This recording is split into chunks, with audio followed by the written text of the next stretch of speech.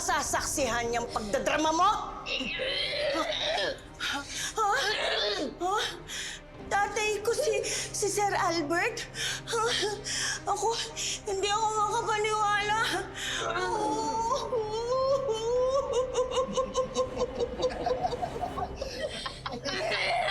Oo, tatay mo si Albert. Pero hindi kita kadugo. Dahil ampung ko lang si Albert. Pero minahal ko siya. At tinuring ko siyang totoong anak. Oo, ganon. Ba't di niyo ako matanggap na po niyo ako? Dahil mas nangingibabaw sa dugo mo ang dugo ng karibal ko!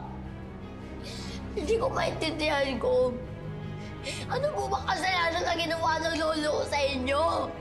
Isa lang naman ang naging kasalanan ni Eduardo. Kinalaban niyo ako!